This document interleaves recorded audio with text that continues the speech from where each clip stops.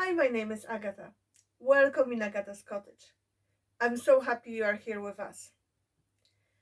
Alice and I are extremely thrilled because we crossed the magical number of 1000 subscribers. If you recently subscribed, thank you very much.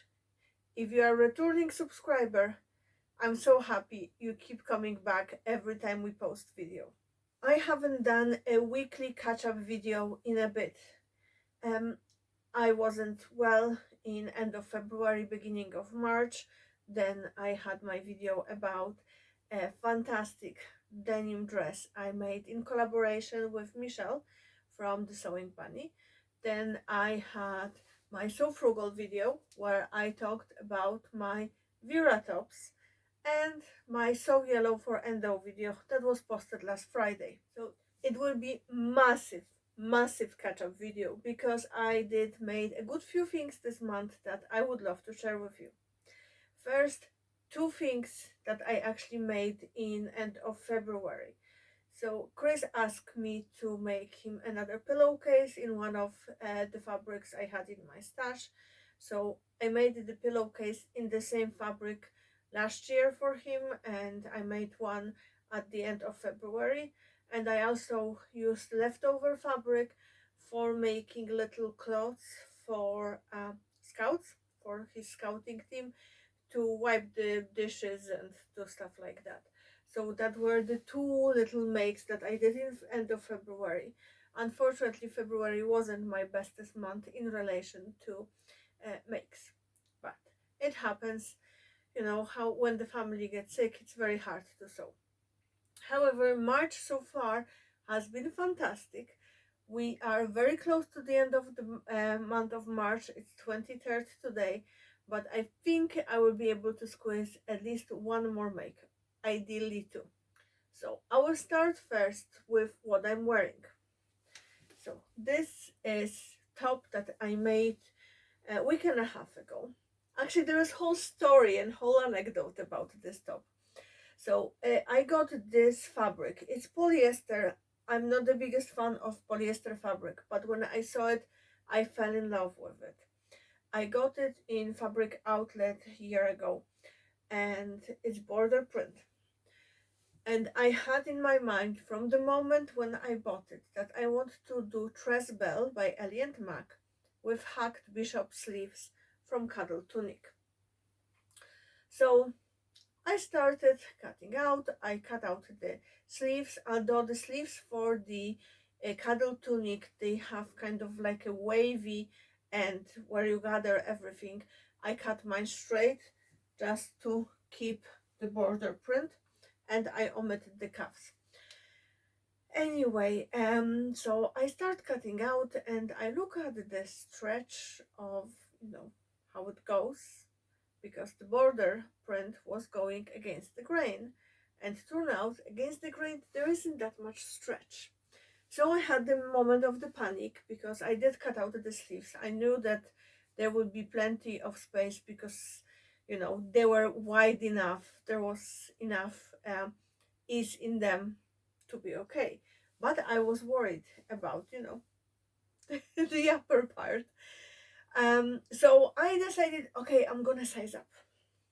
But because I was sewing it in a rush for a meeting with a friend that we haven't seen in 15 years, I decided to use another dress ball that I had traced out for my sister-in-law. And she uses, for her, I use size 3XL. So I cut out 3XL. And for myself, I use XL. So I put it on, like I did just the bodice, it was way too big. So I took 1/4 of an inch on each side just to be on the safe side. It wasn't lying the way it's supposed to. So I took another 1/4 of an inch on each side. It wasn't looking the way it's supposed to. So I took another 1/4 inch. So basically I took a 3/4 inch on each side. So I went almost back to the original size. I don't know why I freaked out, but anyway, It fits okay. I did the gathered skirt, although I do prefer to do um, circle of half circle for dress bell, but in this length and everything I did just the um, gathered skirt, and I slightly lengthened it because I wanted to get as much of the border print as I could on the skirt. I didn't have enough to do border at the back, but I have the print on the back bodice. So I'm in middle of making the top. I tried it on and I wasn't convinced that I like the sleeves the way they were. So I put little elastic, clear elastic around one sleeve, and the other one I left the way it is. And I went to Chris and Alice to ask for advice. So Alice looked at me and she told me, Mommy, the wide sleeves are not practical. You will keep getting your sleeve hang on the um, door handles. I didn't yet, but she was like, okay, just go with the gather sleeve. But with the gather sleeve, I lost all the beautiful print. And Chris was like, no, no, leave them wide. You look like a ninja. He meant like a geisha, but you know, man. Anyway, so I left the sleeves wide open like that. So following day, we went for a meeting with our friend. We went to the pub, an hour drive from us, and everyone else was drinking. I was drinking tea and Pepsi or Coke or whatever they had. And who keeps spilling the drinks? I did. And why? Because drinks got stuck in this. Basically, I almost burned myself with the hot tea because the cup got kind of knocked down by the heaviness of the sleeve. Anyway, I'm still keeping them wide. I will be just very, very careful about how I wear them. I feel relatively put together in it. It's nice and comfortable, and it's actually quite warm. Surprisingly, I didn't feel a need to wear a jumper or a cardigan. I was okay on just with the top. I love this top. It's comfortable. I feel kind of sexy in it, put together, kind of, it's nice to have something in your wardrobe that can go well with a dress, with a skirt, or with the jeans, or with trousers, and you can go for a coffee with friends, or you can go for a date night with your husband. And I definitely needed that in my wardrobe. What other things I made in March? Let me see. I did denim dress for collaboration with Michelle from the Sewing Bunny. I love my denim dress. Unfortunately, we didn't had any decent weather to wear it outside, so I kept wearing it at home. Like I would just put it for an hour or two and just stroll along because I love it so much. I do hope that the weather will improve and I will have a chance to wear it soon. I have whole video about this dress, so I won't be going into details. It was involved to make, but I loved every single step of it. I also made in March few things for Alice. I made her a World Book Day costume, kind of. So Alice decided to go as one of the characters from book Vetman. It's one of her favorite books, and the character name is Imogen, and she is little girl, maybe not little, but she's a girl with curly brown hair and brown eyes, and she wears this lovely stripy t-shirt and jeans. So, of course, I had to check my stash, thanks Stash Hub, and I found perfect white and red jersey. I bought it, I think it will be over 2 years ago. It could be even 2.5 from Ecobee, and that was during the Christmas range type of thingy they were doing. So I got that fabric in jersey and I got in brush French terry. We almost used up all the brushed French terry, but I had a meter left, or over a meter, of jersey. So quickly we got the pattern from Ottobre magazine and I made her a t-shirt. Now whenever she would be wearing it, normally we decided we will add either a patch or some kind of embroidery, some kind of accent to make her a little bit less where's Wally type of person, because a lot of people did ask her if she is where's Wally. Anyway, so that was one of the items for the workbook day. She also asked me to make her a jumper in the fabric that she knew I had in my stash for ages. I got this book print from Ecobee long time ago, and it was waiting in my stash for a perfect occasion. So what's better if not a World Book Day? We knew that Alice potentially might be cold in the just the t-shirt and the polo shirt that she had underneath, so we wanted to make sure she has something that she can put on and take off whenever they are having the parade, or they're just showing their costumes. So I used pattern from Ottobre. Ottobre magazine is one of my go-to for kids patterns, especially for easy kids patterns. They are straightforward, and the sizing is great. So I did size 152 extended to 156 for the length of the sleeves and the length of the bodice, because she does prefer jumpers to be a little bit longer, and this way whenever she will have another growth sprout she can still wear the jumper potentially next year. So she loves that jumper. I think she wore it 5 or 6 times since, and it's washing beautifully, so we are very happy with it. I didn't have enough fabric to do sleeves in one bit, so I just cut additional bits, but you can't see it because the print is so busy. After that, there was a time for St. Patrick's Day. So Alice had 3 jumpers in her wardrobe that I thought that they would be perfect for St. Patrick's Day. They were, year ago. Unfortunately, they were too small, so we had to come up with something. Although I do have some green fabrics in my stash, I was trying to use up what I have. And Alice asked me, could I incorporate something we saw some time ago on, I don't remember, whatever it was, Instagram or something else. We saw this hoodie that had waves, kind of, or like a, basically it was color blocked. There were 2 colors, and there was like a wave throughout the whole hoodie. I didn't have enough remnants to do 2 colors only, so I thought, I might use all the green colors I have and just mix and match them. So as the base, I use the same pattern as I did for the uh, Book World Day jumper.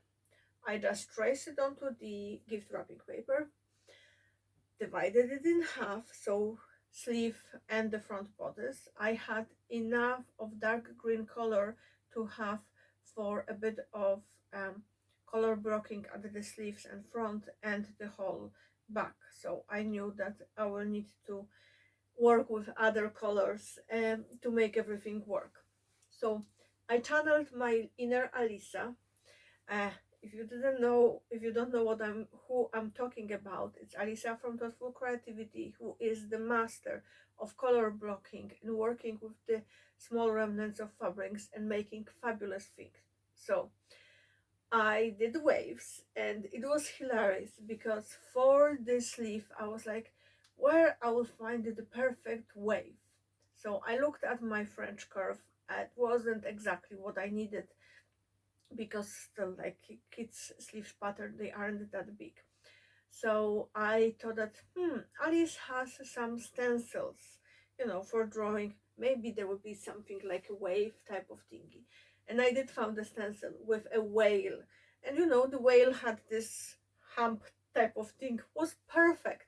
So I did this on the sleeves, and I just kept moving where the basically the up and down were. And I did the same thing for sleeves and for the bodice. It was a lot of work. Don't get me wrong, I think I spent 3 days on this jumper, but I'm extremely thrilled with the result. It was labor of love. There was a lot of moving pieces, and I had to keep a track what goes where, so I won't mix the things. And the curves weren't the easiest to sew on the serger, but everything went fine. The jumper turned out beautifully, and she loved it. She actually told me that her jumper reminds her of the hills in Ireland because they are so various different grid colors. So that was Alice St. Patrick's Day jumper. So that's all the things that I made for Alice. I also made two t-shirts for Chris. So I cut them out in February. I didn't have time in February to make them, so I sewed them up in March. It took me a while to finish them. I still have one that requires hems and neckband, but I haven't had the chance to even go near it.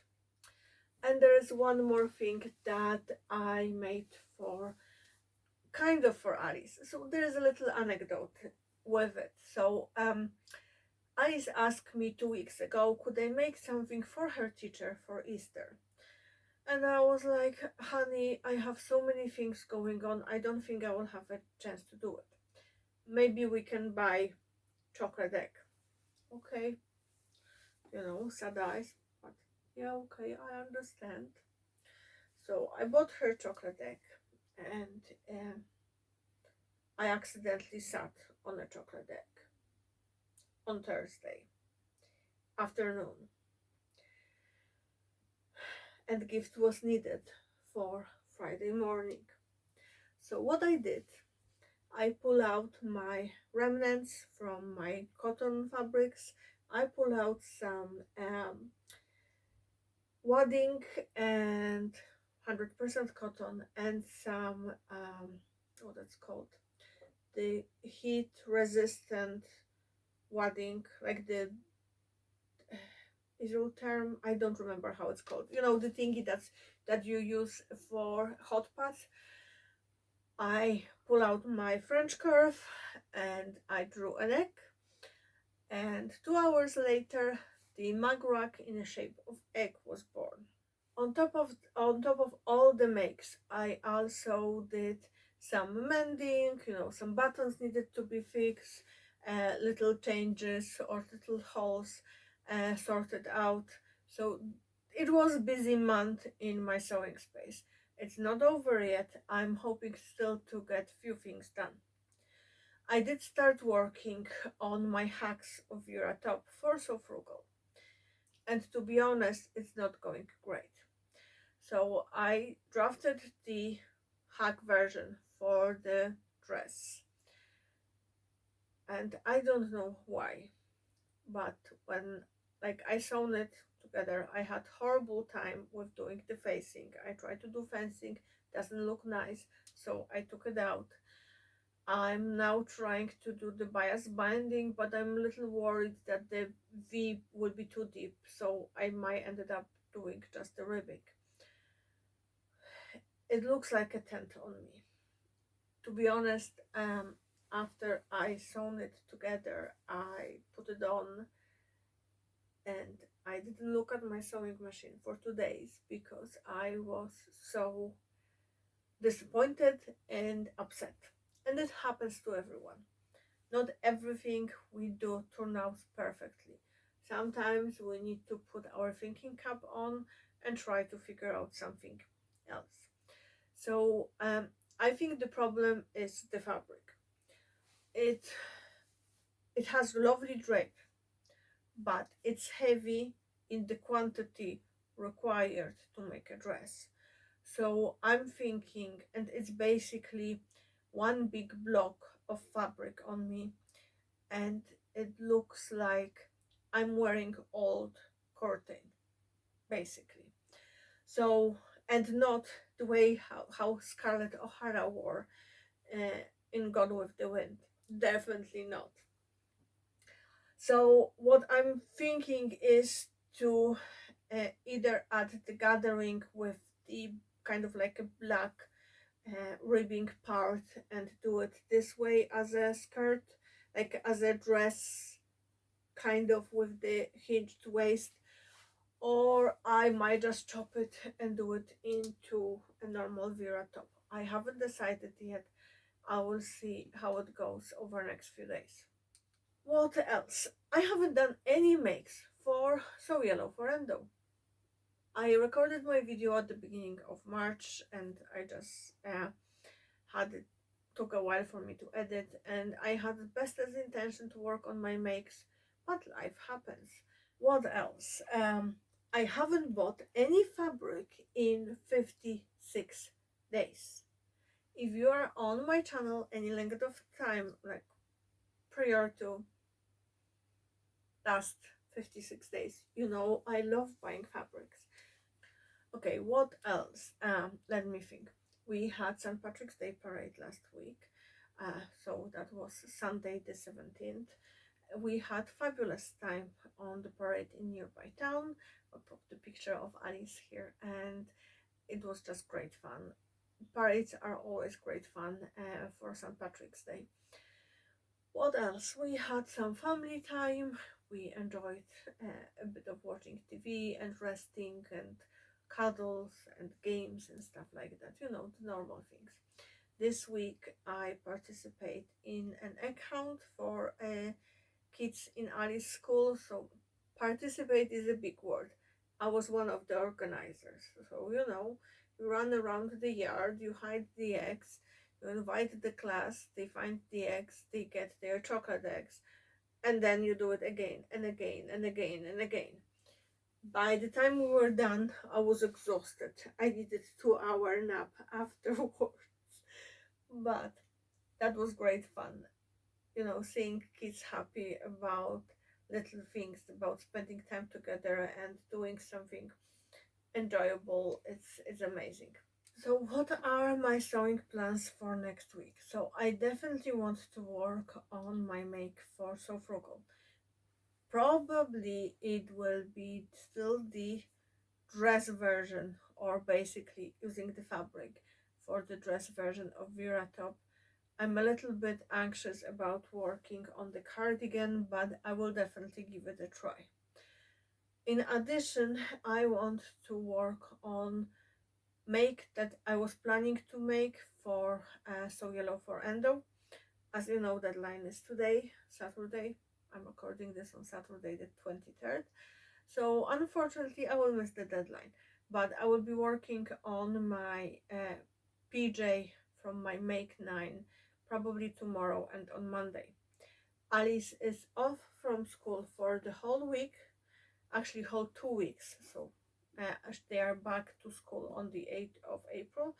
So I won't have as much sewing time as I would normally do. But I hope we'll get some sewing time with her and we'll continue our lessons. I'm also starting to think about my outfit for Frogtails. Frogtails in Ireland are happening in Galway this year and it's on 11th of May. I actually cannot wait. Um, I have few ideas in my head what I might potentially want to do, but it all depends if I will get perfect lining for one of the fabrics that I'm thinking of using. Anyway, I will have separate video about my ideas and where I'm going with what I'm planning. As you might know, I don't like to do outfits for just one occasion, so it will be something that I will be able to wear on multiple events, or even on kind of like, you know, date night or family dinner kind of outing. Alice and I thought really hard about our 1000 subscribers celebration. We are very excited. We actually passed this milestone. So for 1000 subscribers, we decided that we will record a Q&A video. So if you have any questions, we will do our best to answer them. Leave your question in the comments below and you might be in the chance of winning a little raffle prize. So we are still not fully decided what we will do for the raffle prize. Depends where you are. It might be a gift voucher to your favorite pattern company, or it might be a little kind of kit with my favorite sewing tools.